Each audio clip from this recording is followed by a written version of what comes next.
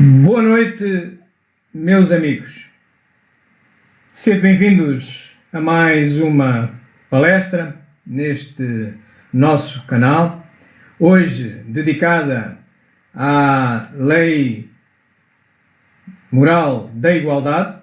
Vamos então, meus amigos, começar a nossa palestra de hoje. Esperemos que o nosso querido amigo Miguel possa, entretanto, recuperar dos problemas técnicos que está a experimentar no centro onde ele se encontra, em Viseu, e nós vamos seguindo com a nossa palestra. Espero que estejam a conseguir ouvir melhor. Temos aqui uma indicação de que o som estava muito baixo da parte do Miguel. Julgo que, da minha parte, espero que me estejam a poder ouvir bem. Ora bem, a palestra de hoje é dedicada à Lei Moral da Igualdade. A Lei Moral da Igualdade é uma das leis morais. O que queremos mostrar aqui com este gráfico, com este arranjo, é que a lei natural ou divina inclui não só as leis morais, mas inclui outros sistemas de lei, que aqui estamos a metaforizar como sistemas solares. Estamos a ver ao centro o sistema solar das leis morais, de que a Lei Moral da Igualdade é um mero satélite, há outros, e estamos a ver ao lado outros sistemas solares, onde estarão, por exemplo, as leis físicas, as leis da química, da biologia, da medicina, porque também são leis de Deus. Nós vamos descobrindo neste universo que Deus criou, que tem componentes físicas e tem componentes espirituais, morais. Há todo um conjunto de leis que a regem e todas pertencem, são igualmente leis divinas. Vamos, pois, começar por recordar o que nós, as características das leis divinas, onde se incluem também as morais, e essas características nós podemos encontrá-las exatamente no livro dos Espíritos, na parte terceira, entre a pergunta 614 e 648. Assim, vamos revisitar as características de todas as leis num primeiro ponto, e depois vamos entrar especificamente nas leis morais e ver as características das leis morais. Comecemos então por ver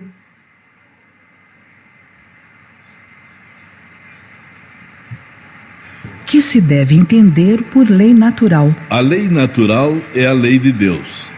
É a única verdadeira para a felicidade do homem. Indica-lhe o que deve fazer ou não fazer, e ele só é infeliz porque dela se afasta. A lei de Deus é eterna? É eterna e imutável como o próprio Deus. É possível que Deus haja prescrito aos homens, em certa época, aquilo que lhes proibiria em outra época? Deus não se engana. Os homens é que são obrigados a modificar suas leis, por serem imperfeitas. Mas as leis de Deus são perfeitas. A harmonia que rege o universo material e o universo moral se baseia em leis estabelecidas por Deus desde toda a eternidade. Esta característica filosófica das leis. Somos nós que interpretamos as leis de Deus. E porque somos imperfeitos, podemos equivocar-nos e temos que mais tarde ajustar. Todos nós sabemos disso. Todos nós sabemos que, por exemplo, Moisés, relativamente às leis morais, tinha um decálogo, 10 leis. Passado uns anos, uns séculos, veio Cristo e veio reformular esta lei. Então, o que é que isto significa? Se a lei era a verdadeira interpretação da lei de Deus, não é necessária reformulação. Pois significa apenas que é o homem quem lê quem faz a interpretação daquilo que julga ser a lei de Deus, com os seus erros. Também o Espiritismo vem, de alguma forma, reajustar, reinterpretar algumas coisas que os evangelistas disseram ser a reinterpretação que Jesus já fazia da lei de Moisés. Portanto, tínhamos essa noção. Essa noção torna-se muito evidente, por exemplo, o que nós ouvimos é a resposta à pergunta 615 do Livro dos Espíritos.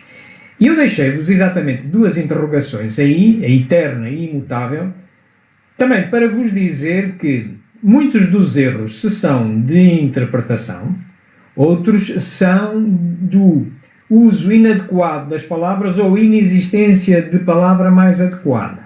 Exemplo do eterno. Eterno, salvo melhor opinião, é algo que não tem nem início nem fim.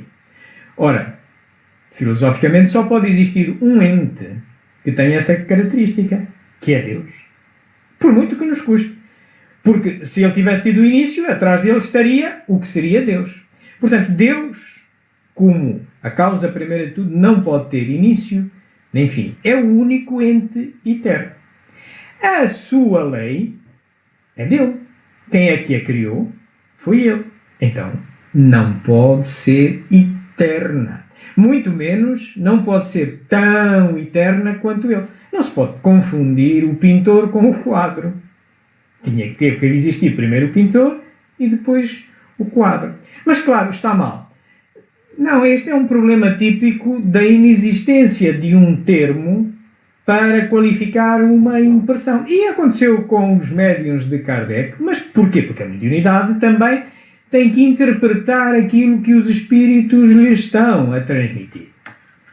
Portanto, e o que os espíritos leram da situação do que estavam a ouvir, parecia-lhe, para o vocabulário, porque o médium tem que ter um vocabulário para se comunicar, pareceu ser a melhor interpretação ser eterno.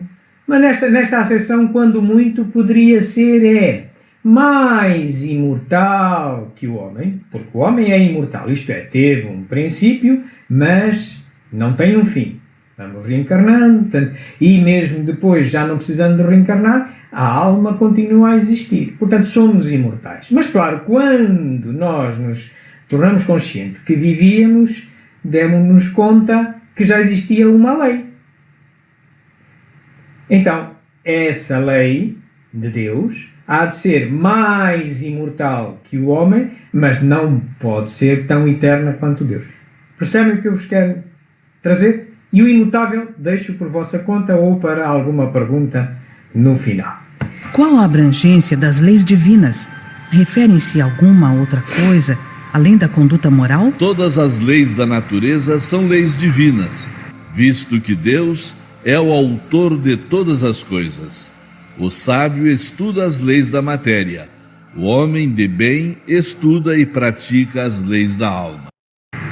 Uma grande divisão é da lei natural ou lei divina, que são todas as do universo, é dividi-las em físicas, a que as ciências se dedicam, a biologia, a geologia, a química, enfim, e as morais a que se dedica o homem de bem, o homem que está preocupado em saber o que é bem e o que é mal proceder em cada momento do seu comportamento moral. A isso se dedicam as correntes espiritualistas e, nomeadamente, esta nossa doutrina espírita, que busca exatamente, sendo ela uma filosofia de base científica, ela desta investigação toda procura retirar orientações morais, mas justificadas, portanto, orientações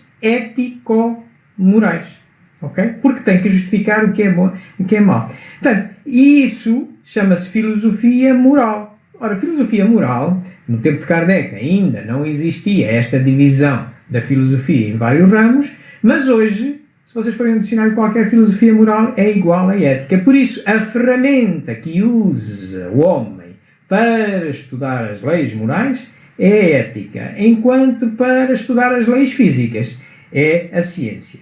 A partir daqui vamos mergulhar especificamente nas leis morais, até depois a individualizarmos para a lei moral da igualdade e nos determos detalhadamente nela.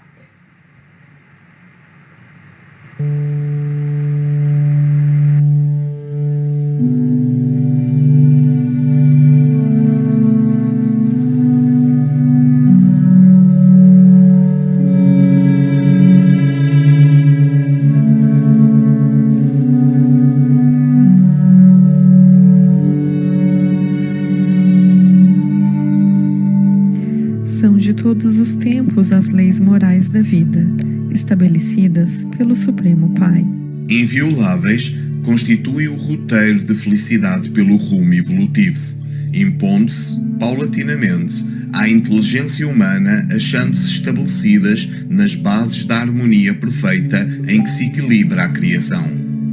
Reveladas através dos tempos, a pouco e pouco, não se submetem às injunções transitórias das paixões humanas que sempre desejaram padronizá-las ao próprio talante, submetendo-as às torpes determinações.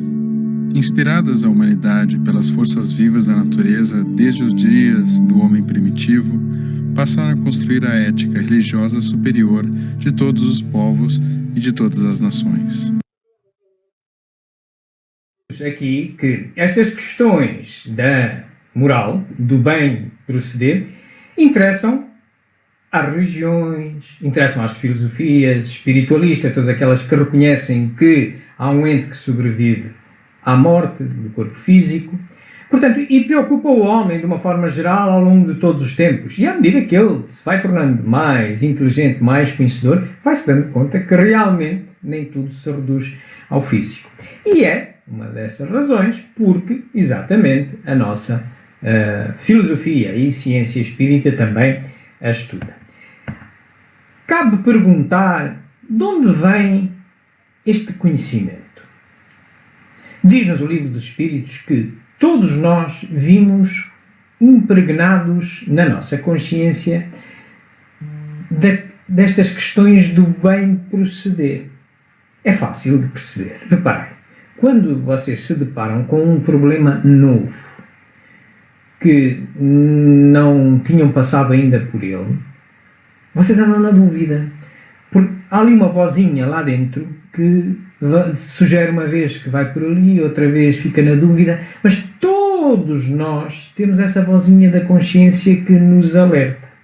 E mais, ela vai-se apurando ao longo das reencarnações. Porquê? Porque a reencarnação, o seu objetivo principal é o progresso do homem. Por isso é que nós reencarnamos, para progredirmos mais rapidamente do que progredimos se estivéssemos só na erraticidade. Então, a bagagem de conhecimento que nós transportamos entre encarnações, essa vai sempre não aprendendo, vai sempre connosco. Então nós, quando aparecemos numa encarnação seguinte, vimos mais ricos dessa informação. Portanto, e vimos melhor equipados para distinguir mais claramente o que é bem e o que é mau. É natural, basta só olhar para a história humana. Na Idade Média, o valor da vida era muito pequeno. Hoje, toda a gente verifica que há um cuidado muito maior com o valor da vida. Como se deu isso? As pessoas que estão na Idade Média são os mesmos que estamos agora aqui hoje. Fomos nós que fomos progredindo. Estão a ver? Muito bem. Que definição se pode dar da moral? A moral é a regra de bem proceder, isto é, de distinguir o bem do mal. Funda-se na observância da lei de Deus. O homem procede bem quando faz tudo pelo bem de todos, porque então cumpre a lei de Deus. Esta pequena frase, que constitui resposta à pergunta 629 do Livro dos Espíritos, é pequena em tamanho, mas é grande em profundidade e elementos para reflexão. Reparai o que ela diz. Diz que a moral funda-se. Se algo se funda, então algo apoia-se, ok? Está debaixo algo. Ou está detrás está algo. Muito bem. Então, a moral é um produto. É um produto. É um produto de quê? Da observância da lei de Deus. Então, vamos lá ver. Já temos aqui a lei. Seja a lei de Deus, seja o Diário da República de hoje, que tenha um decreto-lei para nós, que saiu, e nós temos que interpretá-lo. Observar o que é? É interpretá-lo. E qual é o instrumento para interpretar uma lei? É a razão. Certo? Portanto, observar a lei significa lê-la e interpretá-la. Não está isenta de erros, porque nós somos imperfeitos e a nossa inteligência está em progresso. E retirar daí, então, umas orientações para o dia-a-dia. A lei pode ser enorme, e a gente, bem, o que me interessa aqui desta lei é 2 ou 3 pontitos. E utiliza aquilo para o seu dia-a-dia. Essas são as orientações morais, que também podem estar erradas. Isto faz-nos ver uma coisa muito importante. Há diferença significativa entre a moral e a ética. Por isso eu vos dizia que o homem de bem estuda as questões morais através da ética, que é um ramo da filosofia. É a filosofia moral. Isto é preciso justificar o que é bem e o que é mau. E na certeza, porém, que temos que ir, à medida que o homem vai ficando mais inteligente, vai percebendo melhor e tem que reformular as suas regras morais. A moral está muito ligada com as sociedades e os costumes. Vamos ver um exemplo que vem no Livro dos Espíritos, que é a pena de morte, que clarifica muito bem isto. Como se pode distinguir o bem do mal? O bem é tudo que é conforme a lei de Deus, e o mal é tudo que dela se afasta. Assim, fazer o bem é proceder de acordo com a lei de Deus. Fazer o mal é infringir essa lei. Muito bem. Fazer o bem é proceder de acordo com a lei de Deus. Fazer o mal é infringir essa lei. Pergunto: pena de morte é moral ou imoral? Este mapa-mundo que aqui está, à vossa frente, mostra a azul os países onde está abolida a pena de morte. Em Portugal, por exemplo, está abolida desde há 150 anos a esta parte. Mas hoje, ao dia de hoje, se olharem para estes países a vermelho, aí a pena de morte é moral, é bem proceder. Portanto, nos países a vermelho é bem proceder que um juiz mande retirar a vida a um assassino que se provou em tribunal que matou outro. Nos países a azul é mal proceder que um juiz manda retirar a vida a um assassino que se provou em tribunal que matou outro. Então agora imaginemos que o juiz ali dos Estados Unidos, por exemplo, nos Estados do Texas, onde é moral a pena de morte, lá ia achar que era moral mandar matar um réu. Vinha aqui para Portugal e achar que era bem. O espiritismo não pode fiar-se numa referência tão volúvel. Por isso, a resposta a esta pergunta é sim e não. Ela é moral e imoral em termos sociais. Mas, claro, o espiritismo não se pode fiar nisto. Porquê? Porque tem que observar a lei. Observar através do quê? Vamos ver o que diz. O homem tem meios de distinguir por si mesmo o que é bem do que é mal? Sim, quando crê em Deus e o quer saber. Deus lhe deu a inteligência para distinguir um do outro. Qual é a ferramenta para distinguir o bem do mal? É a inteligência. Portanto, a inteligência para observar a lei e depois então tirar uma indicação moral. Ora bem, então, a esta mesma pergunta, se a pena de morte é ética, a resposta só pode ser não, em qualquer lugar, tempo e cultura. Isto é antiética onde ela é moral e é antiética onde ela é imoral. Mas então, porque estamos no domínio da filosofia, tenho que justificar. Muito bem, usando a razão, tem aí um silogismo. Outro poderia ser possível. Mas este acho que é simples de se entender. O homem é imperfeito, não é? É imperfeito. Aqui em Portugal, é imperfeito no Brasil, é imperfeito nos Estados Unidos, é imperfeito no Afeganistão. Portanto, é imperfeito em todo lado. se é imperfeito, pode errar. Erra em qualquer lugar. Ora bem, se ele é juiz, também pode errar. Muito bem. Então, se pode errar, não pode atribuir penas irreversíveis.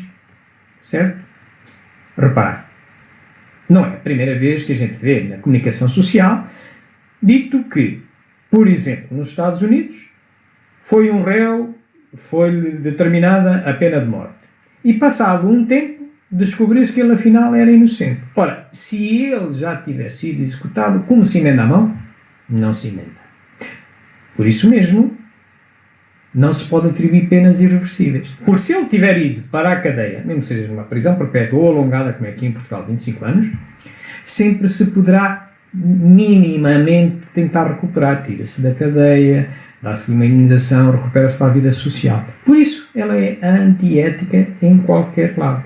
E é através da ética que o Espiritismo é nela que se baseia.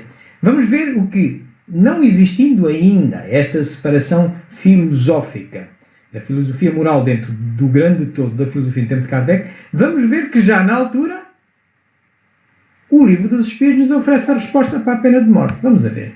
A pena de morte desaparecerá incontestavelmente e sua supressão assinalará um progresso da humanidade.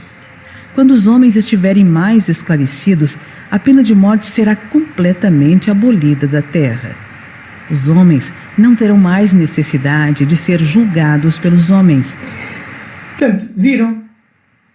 Quando o homem se desenvolver, for mais desenvolvido, chegará à conclusão que não precisa mais julgar os outros, portanto, e ela será abolida, a pena de morte será abolida.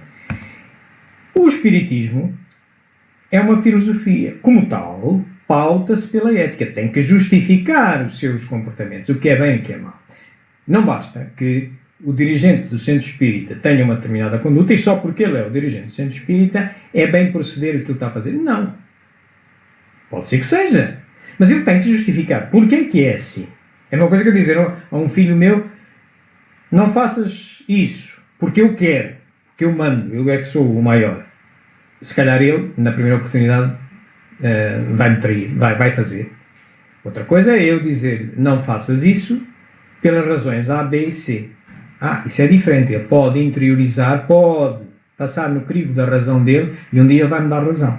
Portanto, o Espiritismo o que é que faz? Pelo conhecimento, aponta justificadamente, exercício da razão, o comportamento correto, que por sua vez vai impulsionar a alteração dos comportamentos morais na sociedade. Isto é, se eu justificar porque é que eu procedo de determinada maneira, porque é que é bem proceder desta maneira, as pessoas que estão à minha volta verificarão, bom, está certa, é lógico, muito bem. E eu vou implementando a conduta e vou influenciando à minha volta a moral, que são os costumes sociais. É assim que funciona o Espiritismo.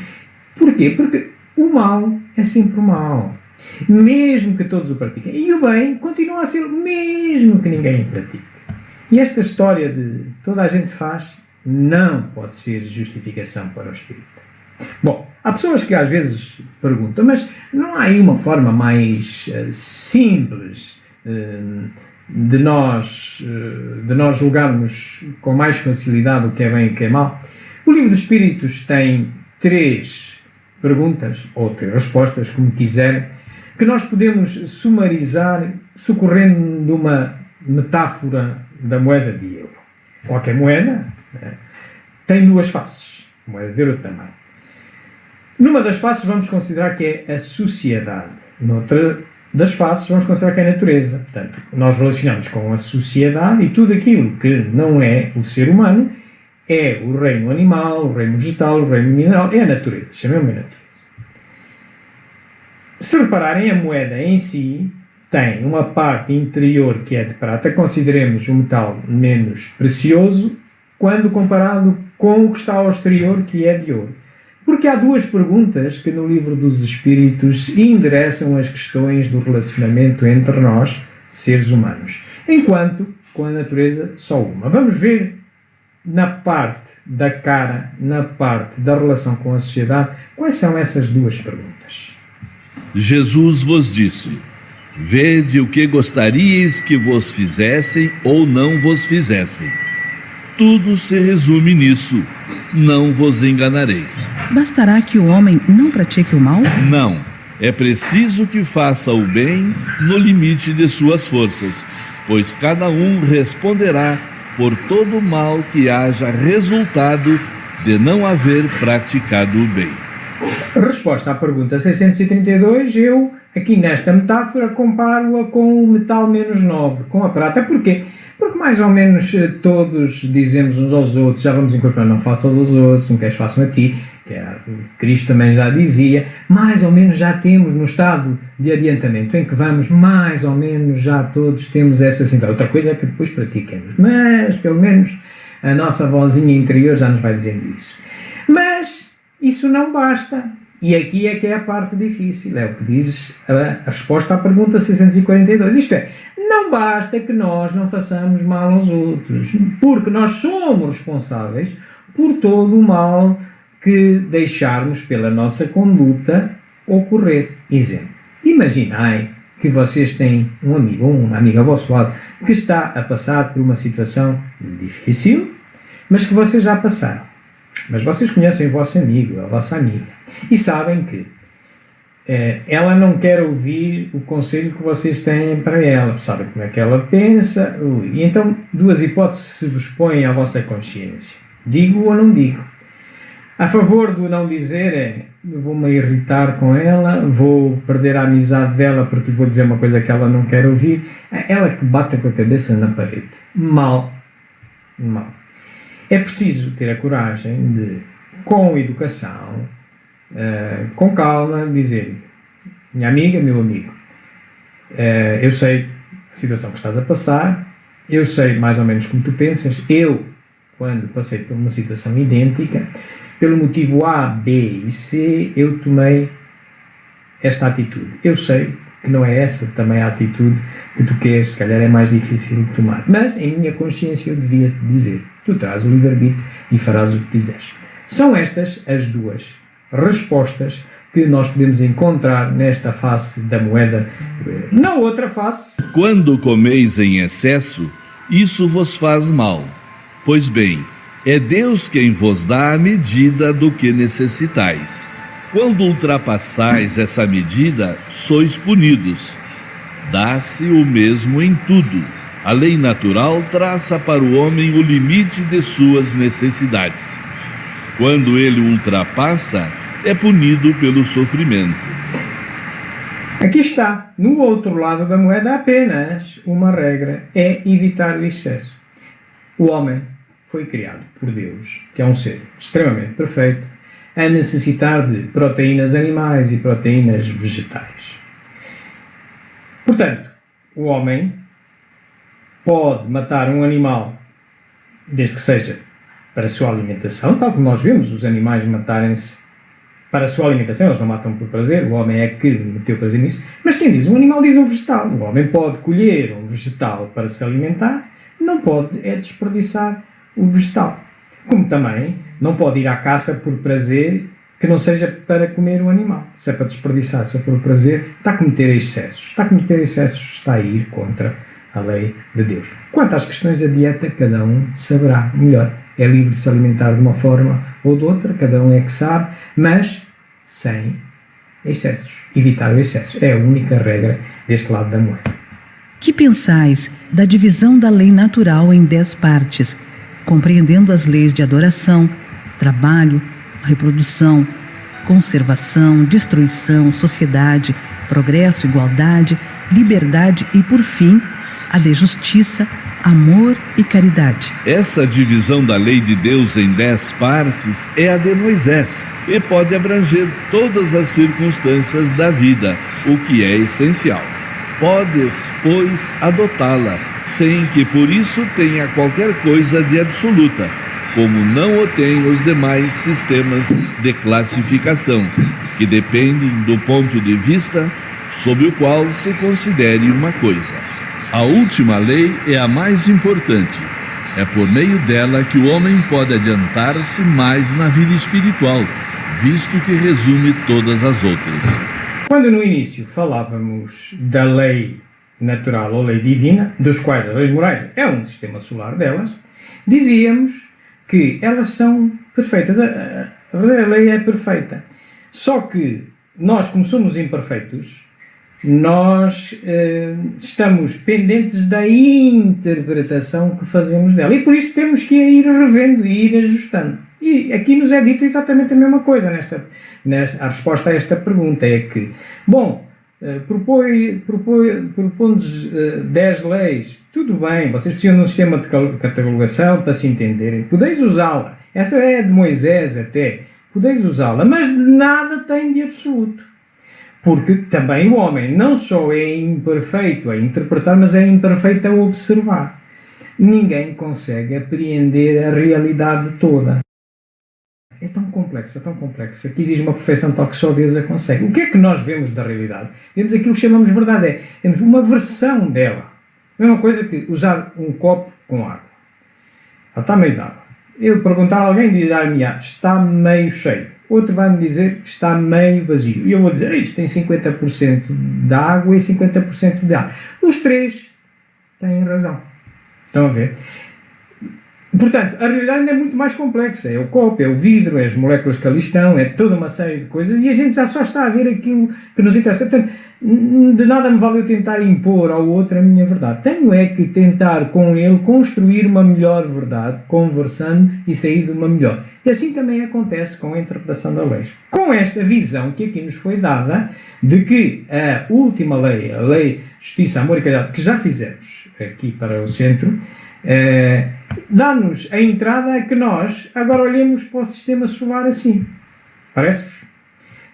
E cá dentro, no centro, o Sol será exatamente a lei da justiça, amor e caridade. E as outras todas serão satélites, quais planetas. Muito bem. Vamos então mergulhar no planeta da igualdade. Todos os homens são iguais perante Deus? Sim, todos tendem para o mesmo fim, e Deus fez suas leis para todos. Todos os homens estão submetidos às mesmas leis da natureza. Todos nascem igualmente fracos, acham-se sujeitos às mesmas dores, e o corpo do rico se destrói como o do pobre. Deus não concedeu superioridade natural a nenhum homem. Diante dele, todos são iguais.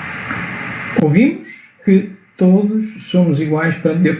Somos filhos de Deus, vemos toda a mesma origem. Deus sendo perfeito, imensamente justo, porque é que ia escolher a uns para serem enteados e outros filhos? Não é possível. Nós é que aparentemente o tal copo que nos parece meio cheio, meio vazio, vemos segundo o que nos convém em determinada altura e que a nossa inteligência nos permite. Assim, aparentemente, parece-nos haver desigualdades, como também nos parece haver igualdades quando nós desenvolvemos a nossa inteligência, começamos a perceber que são aparentes as desigualdades.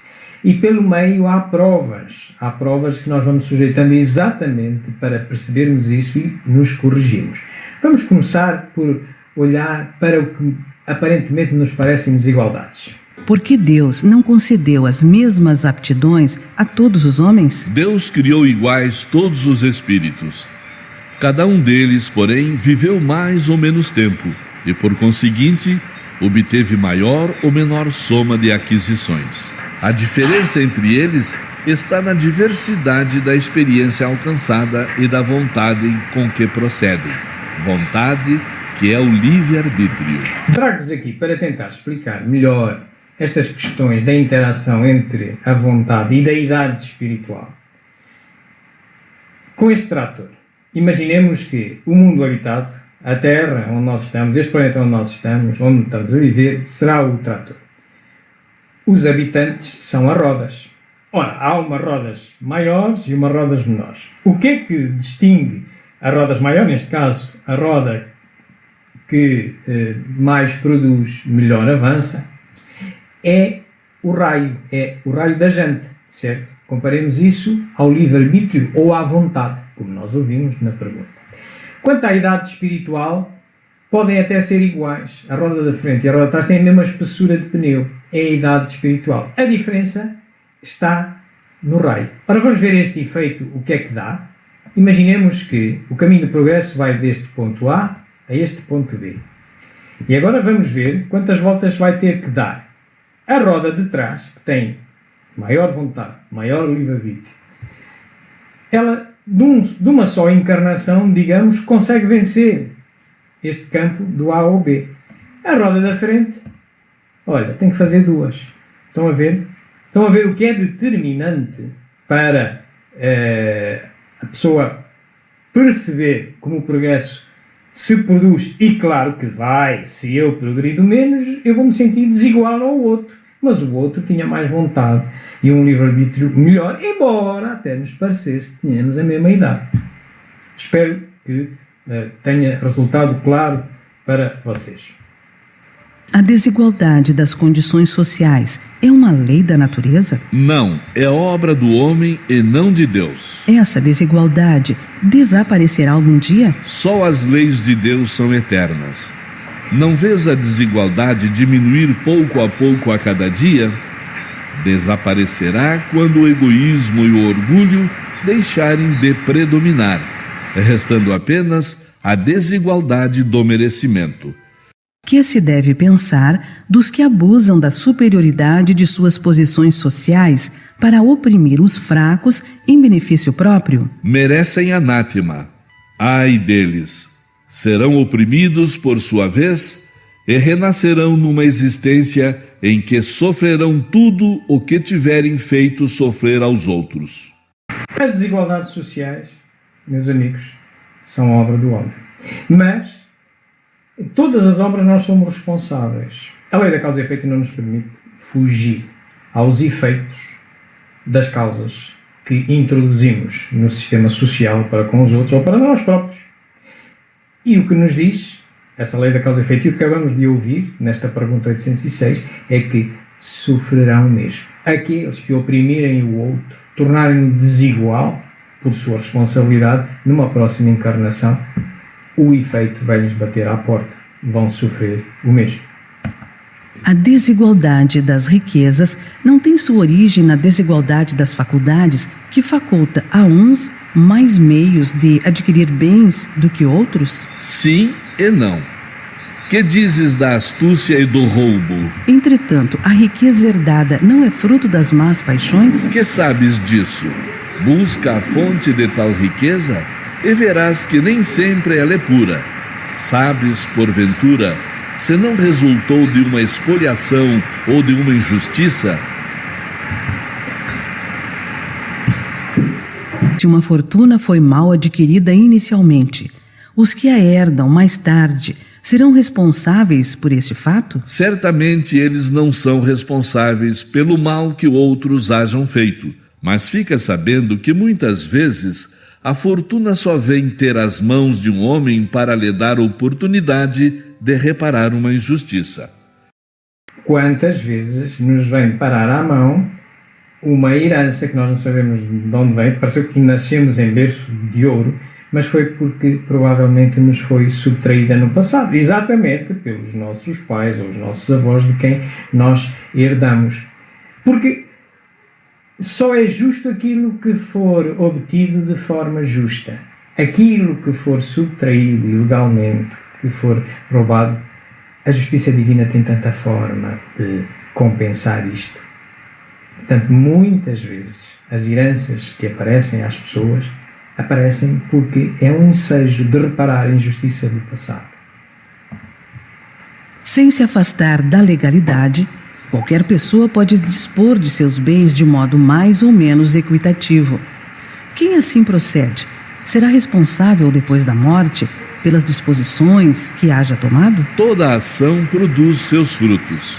Os frutos das boas ações são doces, os das outras são sempre amargos. Vimos há pouco como uma herança pode ser uma recuperação numa vida posterior de algo que nos foi roubado numa vida anterior. Portanto, nós tínhamos todos muito claro que, mesmo nestas questões materiais, a lei de causa e efeito, ação-reação continua a cumprir-se. Isso seremos responsabilizados pelo que fizermos. Primeiramente nas questões de deserdar.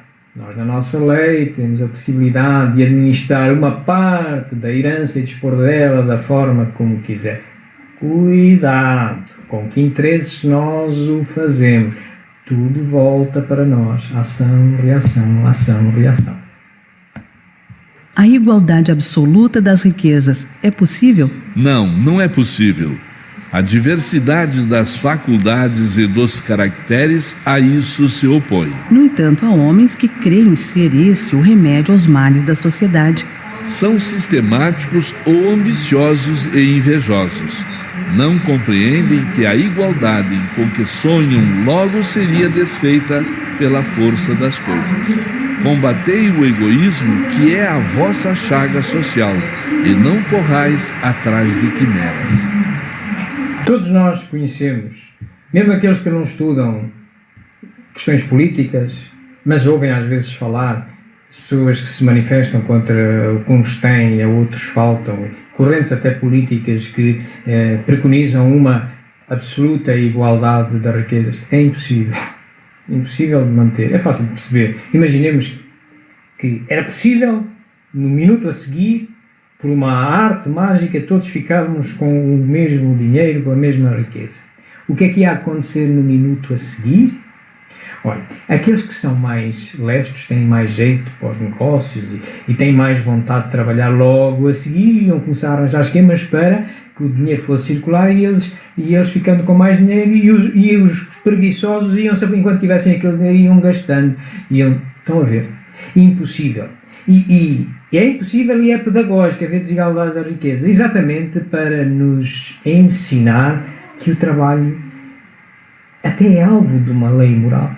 Estamos aqui todos para trabalhar e estamos aqui todos para ganhar a riqueza que é justa, mas sem nunca roubar a do outro. E estas riquezas materiais apenas são válidas aqui, nesta vida material. São importantes nesta vida, mas apenas são válidas nesta vida. O importante é a forma como nós o administremos. Mas é uma prova terrível, é uma prova para o egoísmo. Tal como nos foi dito, a resposta a esta pergunta 811. Porque Deus concedeu a uns a riqueza e o poder e a outros a miséria. Para experimentá-los de modos diferentes.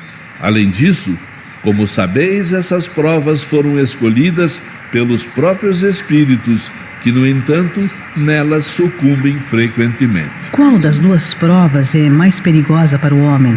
A da desgraça ou a da riqueza? Ambas o são igualmente. A miséria provoca as queixas contra a providência. A riqueza leva a todos os excessos. São igualmente provas necessárias, todos vamos passar por elas. Todos vamos passar pela prova da riqueza, com vista a administrarmos corretamente e não cometermos excessos, como também, e em particular, se cometermos excessos, de certeza que vamos passar pela prova da miséria, para que compreendamos o que há para além da riqueza, o que há para além dos recursos materiais, do egoísmo, etc. E saibamos moderar o queixume. Porque não é possível que alguém que aparentemente nos pareça desgraçado, Deus é justo, Ele é filho de Deus, é nosso irmão. Se ele está em piores condições físicas ou até mentais do que nós, Deus é justo. Só pode herdar dele próprio. É claro que nos impressiona, certo? E devemos ajudá-lo, mas detrás dele há uma razão e só pode ser atribuída a ele. Certo? Não há aqui, a injustiça é relativa. Assim como a miséria e a riqueza também são relativas. E todos nós vamos passar por essas provas. E elas são importantes. Se o rico está sujeito a maiores tentações, não dispõe também de mais meios para fazer o bem? É justamente o que nem sempre faz. Torna-se egoísta, orgulhoso e insaciável. Suas necessidades aumentam com a riqueza. E ele nunca julga ter o bastante para si mesmo. A posição elevada neste mundo e a autoridade sobre os semelhantes são provas tão grandes e tão arriscadas quanto a miséria. Porque quanto mais rico e poderoso é o homem, tanto mais obrigações tem a cumprir, e tanto maiores são os meios de que dispõe para fazer o bem e o mal. Estas são as verdadeiras tenazes de uma prova de riqueza.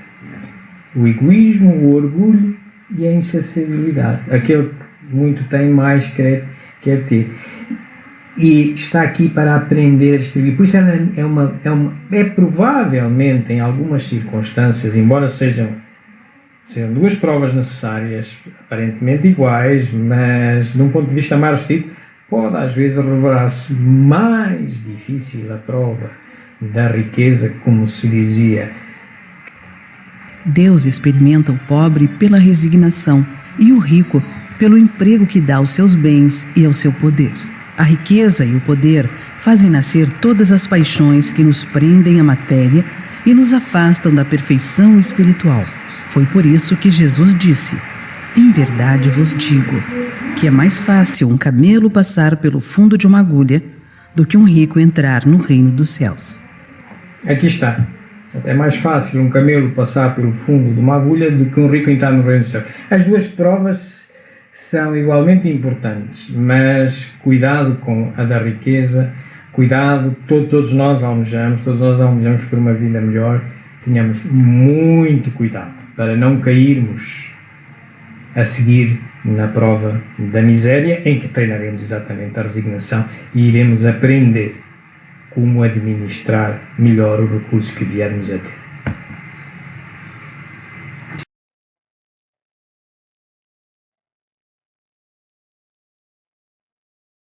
Com que objetivo a mulher, do ponto de vista físico, é mais fraca do que o homem. Para lhe determinar funções especiais.